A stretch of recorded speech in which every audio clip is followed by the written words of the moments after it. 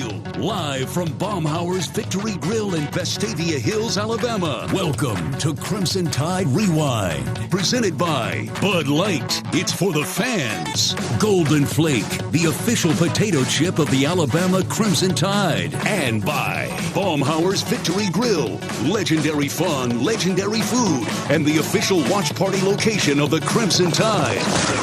Now live, this is Crimson Tide Rewind. Here's Roger Hoover.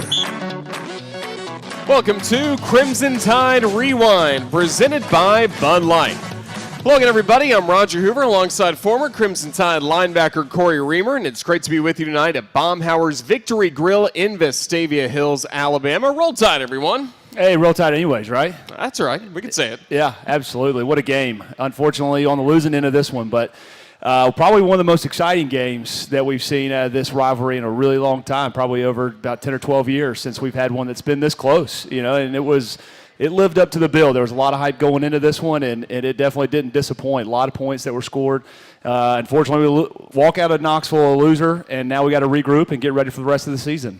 Well, the Crimson Tide falling again 52-49 to Tennessee on Saturday, so we're going to be talking about that ball game, plus looking ahead to what's coming up this Saturday in Tuscaloosa when Alabama plays host to Mississippi State for homecoming. If you'd like to join us on Crimson Tide Rewind tonight, give us a call on the Yellowhammer Brewing hotline at 877-202 Bama. And Corey, just looking back at this game, Alabama was trailing early 21-7, then made it a ball game, eventually led in this contest. I mean, this game had as many twists and turns as you can possibly have. Yeah, I mean, I think if you look at just from a 30,000 foot perspective, you didn't have much hope after that first quarter. I mean, there's a lot of things that went wrong. You get a penalty on the very first play of the game, and backs our offense up, goes 3 and out.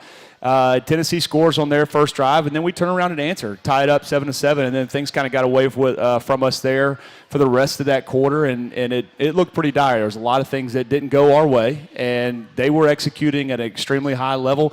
It was a question of whether or not we were ever going to get a stop on defense. Hendon Hooker is a phenomenal quarterback. That's my takeaway from this game, and Josh Heupel's done a great job in year 2 of being at Tennessee, of going out and finding guys that were in the transfer portal. I think the 3 most productive guys that they had on the offensive side of the ball were all transfers into Tennessee. So kudos to them. They were able to break the curse, break the streak of 15 years in a row, and not exciting to a lot of Alabama fans. I know we all enjoyed sitting on top of that mountain in this rivalry. But it is what it is. You got to give them a lot of credit. They played extremely well. But I think that's probably the most frustrating thing for us coming out of this game was you didn't feel like we had a chance to win, get back in the ball game, down 8 at halftime, come out, tie the ball game up pretty early in the third quarter, and then it's just trading blows, blow for blow, like a 12-round boxing fight. It was just back and forth with a lot of ties and lead changes, and then felt like we had a chance to win the ball game at the very end with, putting Will Reichert out there, who everybody knows him, has a lot of faith at 50 yards, even though, there was a lot of criticism I heard of people saying, we should, 50-yard kick, should we send him out there? It's like you got a guy that has made plenty 50-yarders in his career. If you want to put it in somebody's hands, especially a college kicker, he's the guy that you want to send out there to try to make that kick. And unfortunately, just didn't find the way through the uprights, and they were able to turn around with a very limited clock and get a couple plays to put themselves in field goal position, and even got a hand on the football on their attempt. And it looked like it could be 2009 all over again. Get a block kick and send it to overtime, and I would have liked our chances in overtime with the momentum that we had going there in that fourth quarter. But unfortunately, finds its way through the uprights just barely, and that was all she wrote.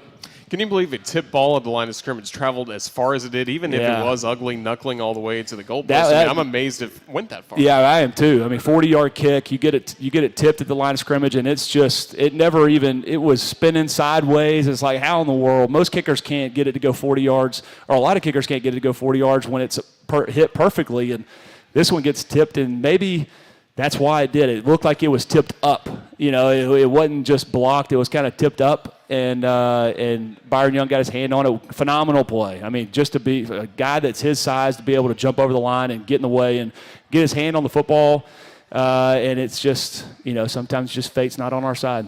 And it was Alabama's first loss this season. Again, the final score, Tennessee 52 and Alabama 49. We're going to keep breaking this game down, plus looking ahead to what's coming up on Saturday against Mississippi State. If you'd like to join us, give us a call on the Yellowhammer Brewing Hotline, 877-202-BAMA. Stay tuned for more. It's Crimson Tide Rewind, live from Baumhower's Victory Grill in Vestavia Hills. This is the Crimson Tide Sports Network from Learfield.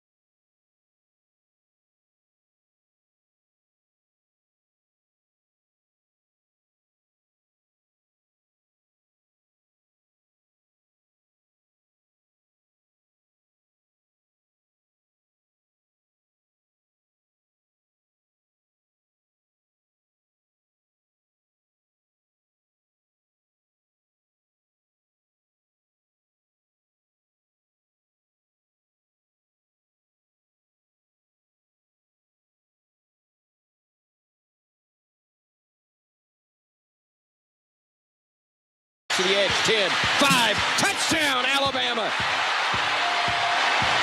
A block from Isaiah Bond. Jahmyr Gibbs able to run off of it, getting into the end zone, and we're an extra point away from a tie game in Knoxville. Tide fans, you can keep up with everything Alabama with the Alabama Crimson Tide mobile app presented by Cadence Bank. It's available in the App Store and Google Play. Download the Alabama Crimson Tide mobile app now for free. Roger Hoover joined once again by Corey Reamer here on Crimson Tide Rewind, and we spent, this show's an hour long, we spent maybe 30 minutes talking about Bryce Young a week ago. Would he play? Would he not play? We ended up seeing him. He threw 35 of 52 passing, 455 yards, 2 touchdowns, and looked really sharp. Yeah, I mean, if there was ever a question going into this game about the health of Bryce Young, he cleared the air pretty early, and he played probably, I would say, one of his most complete, best football games that we've seen in his entire career. And he's going up against Hendon Hooker, who also had a great game. But I think that he silenced all the questions of what that shoulder is going to look like.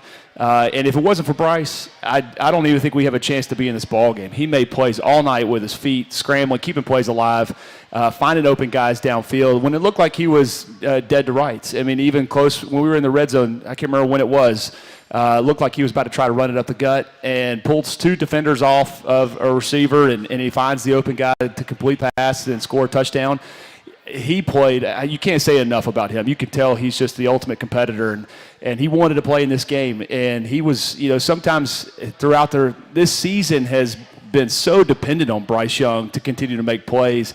And we've had a lot of close games this year, games that have come down to the last second. Texas having to kick a field goal to win that game, and then Texas A&M having to get a stop on defense to win that ball game. I think that this was just a culmination of all those things. We just continue to make some of the same mistakes that we've made throughout this season. But one thing's for sure, Bryce Young is legitimate. There's a reason why he won the Heisman Trophy last year, and he played just absolutely phenomenal. You can't say enough about what he did. I mean, it's just unreal how he was able to battle back after we get down early, and he continues to just keep the play alive and find open guys and get us in the ball game and have a lead at the end, or tied at the end with a chance to win the ball game. You got to give a lot of kudos to him. Is he one of the best off-schedule quarterbacks you've seen? Yeah, and I don't know if that's scheduled or not. It's because he's not a guy that he does it. He's not a guy that likes to run, and you could tell that's probably why he makes so many plays. He's just the ability for him to move around in the pocket, but also get flushed out, make plays with his feet, but he's not looking to run, and he keeps his eyes downfield no matter where the pressure's coming from. It's amazing how he's got this natural presence where he can really feel where the pocket is collapsing, if it's time to step up or if it's time to get out. He's just got this natural gift of being able to really have a presence while also seeing what's going on downfield where he can find the open guy. I would say he's definitely one of the best to ever do it, is from what we've seen from last year and this season. This season more so for sure. I think that he got hit a ton this game and early and often. And for him to stand up after he's taken shot after shot and still just be in there and when you see quarterbacks that get hit, they always have a little hesitation. They're a little bit wary of the next guy that's coming to get a good look on them, and it doesn't bother him. He just pops up, and he's ready to play the next play, and he just continues to be able to keep his eyes focused downfield. It says a lot about a guy that took as many hits as he did on Saturday night. Quite a performance from Bryce Young. Again, 2 touchdown passes through for 455 yards in the game as Alabama falls to Tennessee. 52-49 was the final on Saturday in Knoxville. Again, we invite your phone calls tonight. The Yellowhammer Brewing Hotline is open at 877-202-BAMA. This is the Crimson Tide Sports Network from Learfield.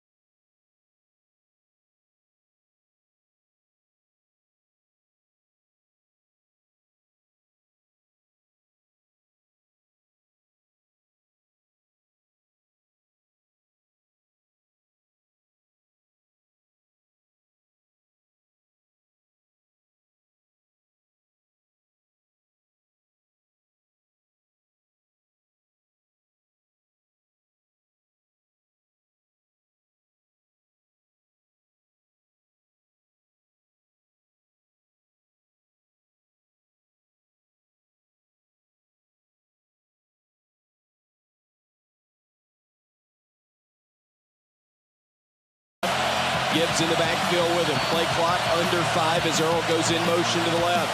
Young looking, scrambling, rolling now inside the 10, throws it, catches made. Brooks, did he hang on? Yeah! Touchdown, Alabama! One of 6 catches in the game for Ja'Corey Brooks. An excellent performance by him and the Crimson Tide offense as Alabama scored 49 points on Saturday in Knoxville. Again, if you'd like to join us on the show, give us a call on the Yellowhammer Brewing hotline at 877-202-BAMA. And the first call this evening will be presented by Alabama 811. Alabama 811, reminding you to call 811 before you dig. And we saw Bryce Young, as we talked about, the passing game was really alive for Alabama as he completed 35 passes. He got 9 different receivers involved in this game. Yeah, I mean, we had no choice. We had to keep up with this high-powered offense. If you look at what the box score showed about what the time of possession was, I think we had the ball for almost 38 minutes to their 22, and we threw for 455 yards to their 385. You look at the box score, it's like, how in the world do you lose a ball game when you're winning all these categories? But, Bryce spreading the ball around, and there's a lot of guys that he found open on his own. Like you said, broken plays when guys are just scrambling. Plays over with, he's moving around. Somebody's just got to find a way to get open, and he does a great job. It's just, you look at one of the things in the box score that you can't accept every single week is the amount of penalties. That was definitely the key to this ball game. 17 penalties versus 6. Yeah. Here comes Fans at the restaurant throwing flags. Flags coming at us everywhere. They got the referees already on. Too. Wow. I think there's definitely some people that aren't very happy with the number of, and I definitely have heard it for the last couple of days of how 17 now, so I'm getting even hit in the head with him. I feel like I'm back on the field in Knoxville. I mean, it was a. But you look at, and I think that was one of the biggest issues was coming into this game is people just don't expect Alabama teams to have the number of penalties that we've had. And I think even though this year we've been doing it every single game. We set a record for Alabama against Texas with 15 penalties, and then you turn around and you play Tennessee and you got 17 penalties, and it's just not a way that you're going to get winning football. It's not a way that you're going to be able to go out there and compete. Now, some of them are questionable, yes, absolutely, and I think there's some that were probably missed or that we would have liked to have seen called on the other side, but you can't really put the blame on the refs. There's still flags flying around everywhere. I know, yeah. Right. I mean, how are you supposed to do a show with yellow flags flying all over the place? Again, that's how we felt Saturday.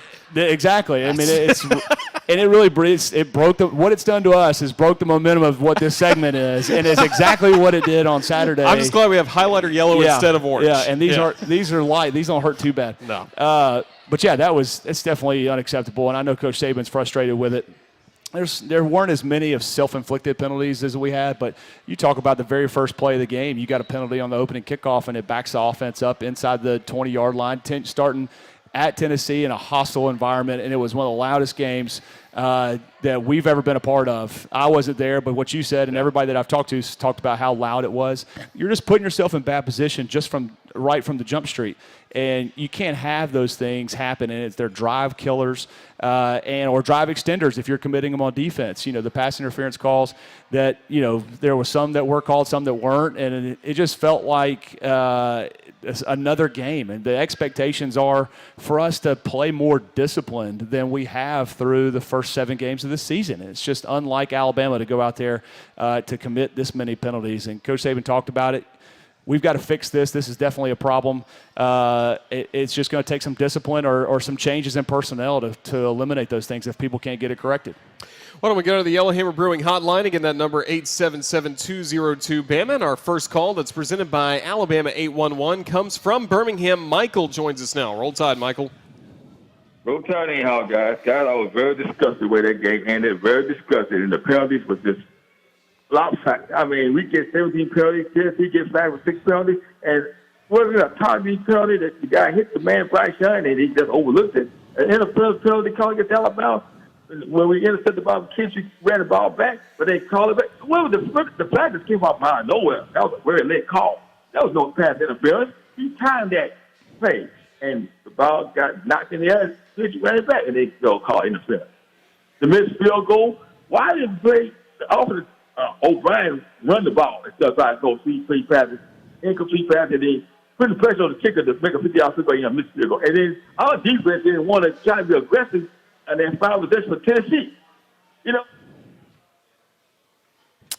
All right, thank you, Michael. Yeah, I mean, I think there's a number of things that he said that we could probably discuss in that. One of them is, the very last drive, and we got an opportunity to move the ball a little bit closer and get in better field position. But you look at not only penalties, but another problem that we've had throughout this season is drop balls. Yeah. And Jahmyr Gibbs catches that ball on that last drive. The clock still runs. And we're moving the ball down the field and getting in better field position. Tennessee has called timeout. Tennessee's got to call timeout. You've got exactly what you want. It wasn't like it was he was covered and the ball was batted. It was just a complete drop ball. And then Coach Saban talked about in the press conference today just a missed hot route that would have also been a completed ball and moved it a little bit closer into field goal position. So it's easy to go back and say, and we always wish that we could go out there and change it after the fact. But we had 2 opportunities to complete 2 balls and keep the clock running, force Tennessee to call timeout. And we didn't execute it. We continue to have, too many drop balls from these receivers. And Jahmyr Gibbs, who's been a staple for us, and he's been very reliable out of the backfield in terms of pass catching, unfortunately drops the ball right at the end of the game that would have definitely burned one of the timeouts and moved the ball a little bit closer for Will Reichert. So, it's we can nitpick a lot of different things. Right. We can do it, and that's the problem for us is that we just want to find what is it that cost us this ball game. And just not going out there and executing, and we haven't done a great job on it. Whether we've limited big plays throughout this season. In this game, we go out there and allow a lot of big plays. We run the ball effectively sometimes we don't. We have clean games on defense. In this game, we didn't. We didn't get a lot of pass rush. One thing that I was kind of disappointed in is the fact that in the last 2 games, I don't think there's been any penalties in terms of our pass rush versus the opposing offensive line. I don't think there was a single flag thrown against Texas A&M offensive line or Tennessee this week in terms of, and Will Anderson's got to be frustrated out there, and I know it's got to be tough for those guys because we got 3 of the best pass rushers in the country and not able to get home and get really a ton of pressure. And on the flip side, Tennessee's defensive line was able to get in our backfield all night, it seemed like, and really get Bryce Young off his cues. And there's so many different ways you can go about breaking this one down. But if you look at it as the season as a whole, we haven't done a lot of these things very well throughout this season. And I think that's just something new for Alabama. It's every single week that we've done this show, we've talked about drop balls and penalties, drop balls, penalties, drop balls, penalties. Well, you got to win ball games against teams that you should be beating by a number of points, and you've got 2 of them that come down to the very last play of the game. At some point, it's going to catch up with you, and it caught up with us in a very heated matchup against one of our biggest rivals, 2 undefeated teams, and one of the biggest atmospheres in college football throughout this season. It's just, if you don't do the little things right, it's going to catch up to you, and this weekend it caught up to us. 3-point loss at Tennessee. A lot to clean up for Alabama. We'll try and clean up the penalties on this show moving forward, but we will continue with Crimson Tide Rewind live from Baumhower's Victory Grill in Vestavia Hills. This is the Crimson Tide Sports Network from Learfield.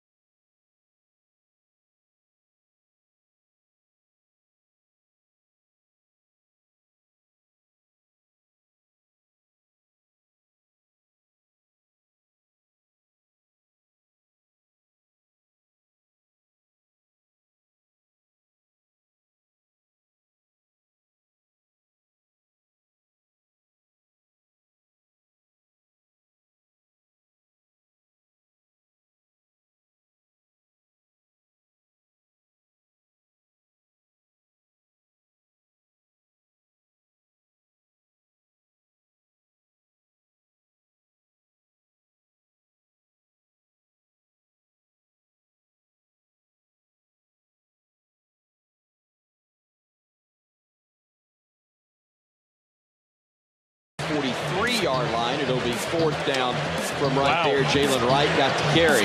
No hesitation. They're going to go for it.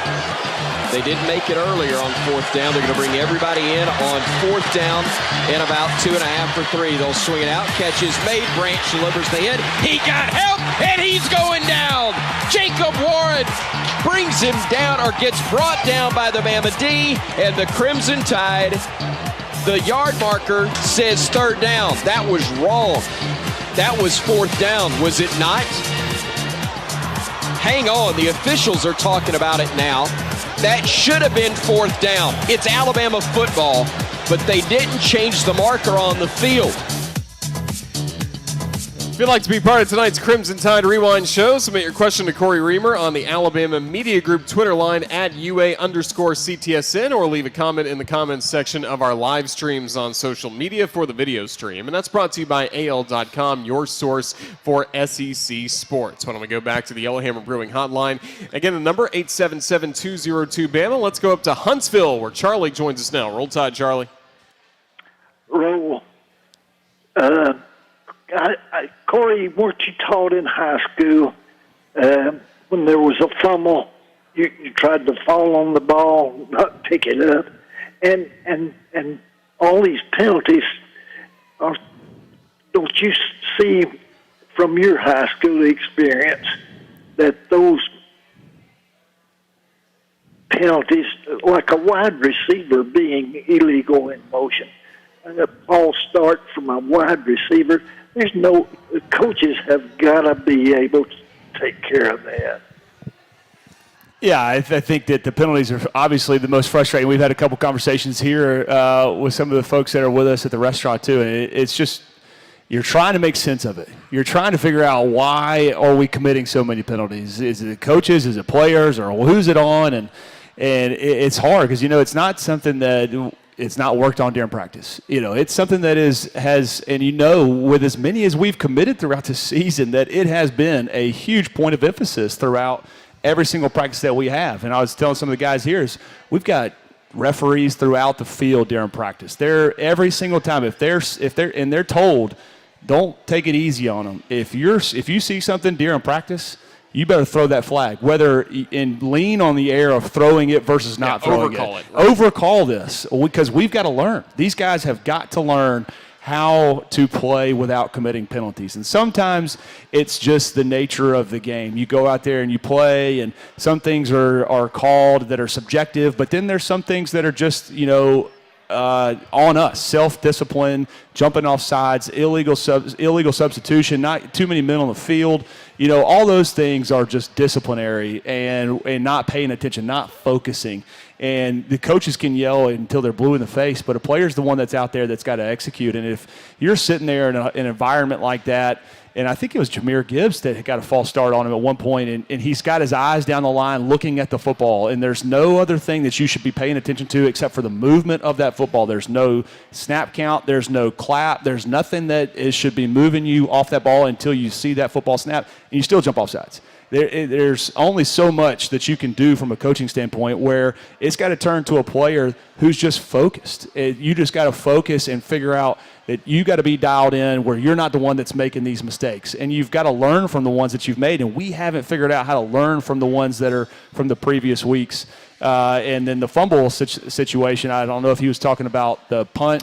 Right. The contact by Quandarius Robinson. Yeah. Yeah, that I got no explanation for that. Because as soon as you see a guy, and maybe he thought the punt returner goes up there and it touches him somehow or whatever it is, ball's laying on the ground, he just tries to jump on it. I don't know. But I know that when you've got a situation like that and the punt returner is running up and sees the football and realizes that he's not going to be the one that's catching it, he's screaming, Peter, Peter, Peter, Peter, which means everybody get away from the football. And maybe you don't hear it in the way that game was on Saturday, how loud it was. Maybe he didn't hear it. I don't know. But as soon as you see a guy that's your returner who's running away, you ought to be doing the same thing. You shouldn't even be getting close to the football. And it's funny how even at the NFL level, you see these types of mistakes that are made. It's going to happen. And it's just, as much as you try to coach it up, it's just hard to correct those mistakes, and it drives coaches absolutely crazy to see that happening. We'll continue with more in a moment. This is the Crimson Tide Sports Network from Learfield.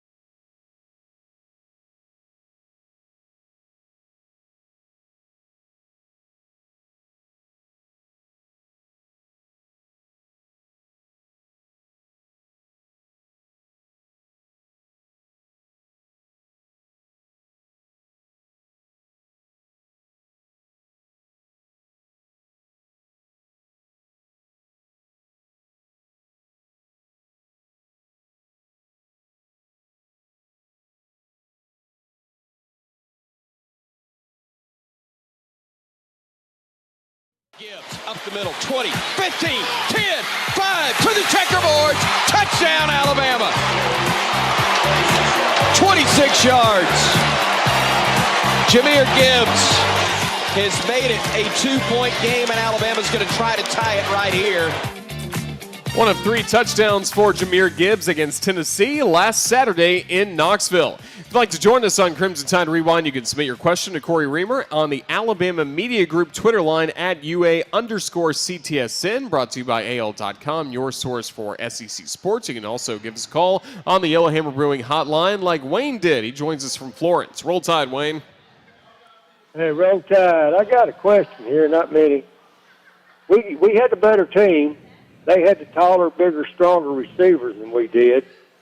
And I was curious to know is how come that quarterback got to stand in a 3-foot circle all game and pass? Yeah, that's a good question. I mean, their offensive line played extremely well.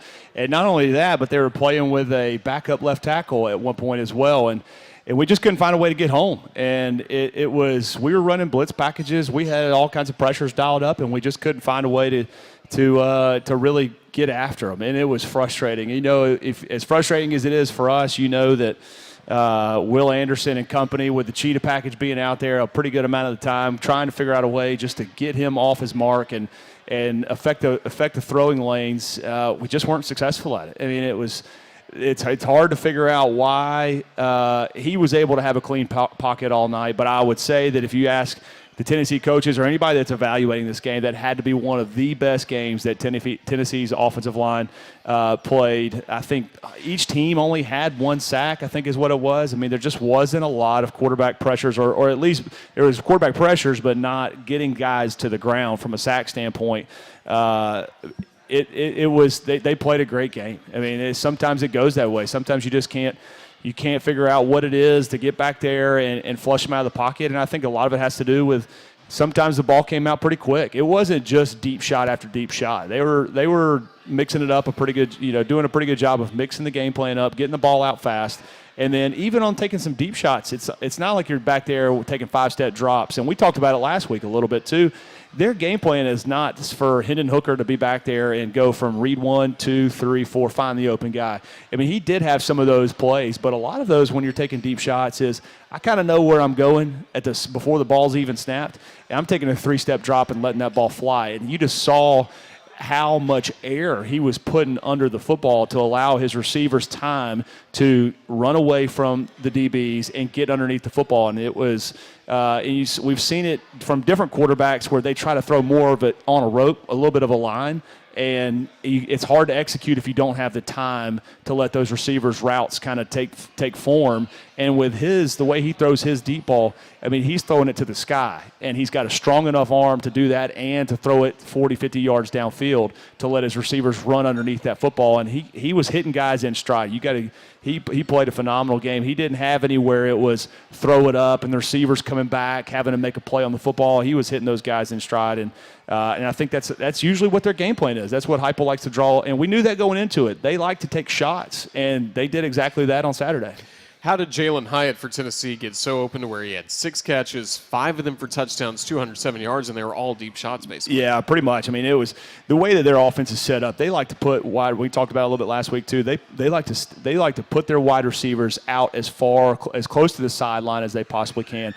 Do a lot of motions to where you end up getting wide receivers that are stacked on top of each other. And even if it's a man coverage, you're sitting there, if they're stacked like this and they're coming off the ball, the DBs aren't just like, okay, I've got 5 and you've got number 7, whatever their numbers are.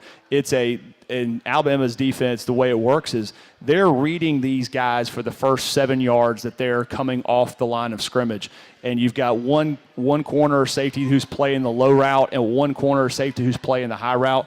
And you're waiting for them to kind of tell you what they're doing as they're coming off the ball. And it really helps. That helps eliminate a lot of pick plays and getting guys crossed up. And, as they're reading, they found good route combinations, and they were able to get where Hyatt was lined up, eventually taken by a safety, and he's a guy that can just flat out run. He's a wide receiver that corners usually have the responsibility of covering that guy, and the way that they stack and the way that they came off the football and then all of a sudden they break at about the 7 to 10 yard mark and really start running their routes. As DBs, you're just backing up, waiting for them to tell you what they're going to do, and then all of a sudden he's got speed and he's running out the gate, and it's hard to turn and catch with those guys. That's what we said last week too, is it's one of the hardest positions on the football field to play, as you're backing up, backpedaling, and you got a guy running at you full speed, and then you got to turn and play catch up and run stride for stride with them. I thought we had a lot of guys that were in good position to make a lot of plays, and they were just able to come down with the football. And some of them were wide open, and they got behind us, and we've seen that. We saw it earlier in the Texas game. When Quinn Ewers was in that first quarter, we had a number of deep balls that just got behind us in the secondary. So there's got to be something that we've got to fix going forward, because the deep ball threat is definitely there this year, and these corners, or the communication that happens between the corners and the safety, hasn't been clear enough to where we can get in good position and be on top of the football and keep guys in front of us. And it hurt us on Saturday. Speaking of moving forward, it's Alabama getting ready for Mississippi State coming up this Saturday in Tuscaloosa. We'll hear some thoughts on that from the head coach of the Crimson Tide, Nick Saban, when we return. Tonight we're at Baumhower's Victory Grill in Vestavia Hills, and you can celebrate 40 years of Baumhower's Victory Grill this fall with new flavors, including Alabama hot chicken, fajita wraps, and legendary buffalo wings. Baumhower's Victory Grill, legendary fun, legendary food. This is the Crimson Tide Sports Network from Learfield.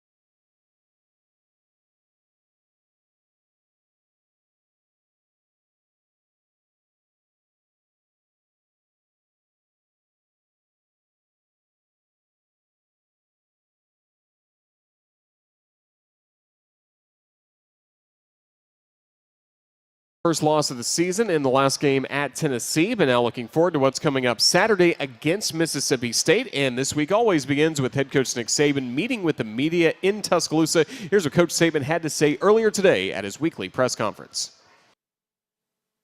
So after watching the film, this was kind of a collective loss by our team. I don't think we, played the way we wanted to play, for sure. We didn't execute the way we wanted to play. We had a few great individual performances. Guys played extremely well. But we also had some guys that it's our expectation that we need as coaches to try to help them get to where they can play better. There was too many things that we did in the game. 17 penalties is, just 130 yards of field position. Probably lost about 70 yards of field position on special teams, whether it was a poor execution by a specialist or, the mistake we made on trying to pick the ball up when it wasn't a live ball. That's 200 yards in the game, so that's like 2 touchdowns probably. Gave up explosive plays on defense, which is something that we had done a good job of to that point of not doing. And, the last 5 plays of the game, we didn't execute. We can talk about running the ball, but we dropped the pass, clock would be running, and we would be closer. We miss a hot and don't run the route right, clock would be running, and we would be closer. And that's the head coach of the Crimson Tide, Nick Saban, at his press conference earlier today in Tuscaloosa. Special thanks to Onward Reserve, the official apparel provider of the Crimson Tide Sports Network, for all the great gear this season. Visit onwardreserve.com for all of your game day apparel. Live authentically with Onward Reserve. You're listening to Crimson Tide Rewind, presented by Bud Light. This is the Crimson Tide Sports Network from Learfield.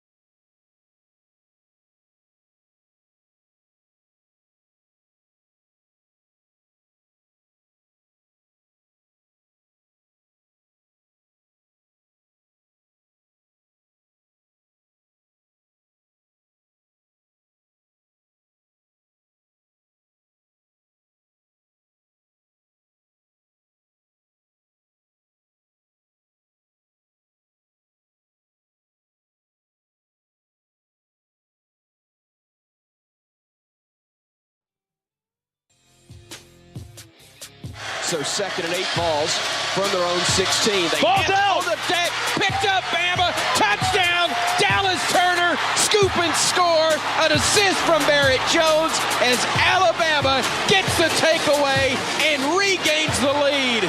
Wow! Bama fans, don't miss your opportunity to meet and learn from the cornhole pros of ACL as the Hellman's ACL College Tour rolls into the Crimson Tide Sports Network Fan Fest area for the Mississippi State game on October 22nd. Also, special Alabama legends will be dropping by. Don't miss the Hellman's ACL College Tour at the next Bama home game for fun, games, and prizes quickly. Are you a good cornhole player? I'm Would you terrible be a pro? at it. Terrible. Okay. My kids like to play, but they cheat. How do they cheat? They just cheat. They just go stand right They by. just run up there? They run up by the board and they just drop it in. It's kind of like I win kind of situations. That is not a prescription for success. No, it's but not. tonight, the prescription for success is presented by Payless Drugs, your locally owned family pharmacy. 4 locations here in Birmingham. Payless can handle your prescriptions, over-the-counter solutions, and home delivery. Payless at mynewpharmacy.com. Alabama against Mississippi State. In the last 2 years, we've seen Alabama play some of its best football against the Bulldogs. Yeah, and I expect them to bounce back against this after this loss as well. That's going to be the key for this is how do we respond? You know, you go in Tennessee and you give up the most points you've ever given up and since 1907 to Swanee, I think is what it said. Most points ever given up by an Alabama team, and it's the most points ever scored by Alabama in a losing effort. And you know, you got to rebound from this. You got to lick your wounds and figure out what it is that you did wrong. And we just got to continue to build. You want to see each game. You're 7 games into the season, and you want to see each game improving more and more in a lot of the areas that we've had some mistakes in. And it just seems that we're still making some of the same mistakes over and over again. And so it's got to be this is a week. This is the home stretch of the season. We got a long last couple of games that are this month. Mississippi State, then a bye week, and then November's here, and we've got LSU, Ole Miss, and Auburn. Is that right? At LSU, at Ole Miss, back-to-back weeks, Yeah. then Austin Peay, and then the Iron Bowl. Yeah, 2 road games, and we haven't fared very well on the road in terms of handling the business like we should. So we've got a long way to go. So if we're ever going to learn, and like Coach Saban said after the press conference, that everything's still in our hands. I mean, the West is still ours to lose. So for us to do that with 2 tough games on the road, you know that Baton Rouge is going to be excited to see us coming in as well as LSU has been playing as of late. And Ole Miss is undefeated. And so these are not going to be easy games for us. We've got to figure out how to clean that up and get it together for those last few games because we still can accomplish everything that we want to accomplish and maybe potentially see Tennessee in Atlanta, depending on what happens in Athens in a couple weeks for them. Some important football coming up. We'll talk more about that for our final segment coming up next. This is the Crimson Tide Sports Network from Learfield.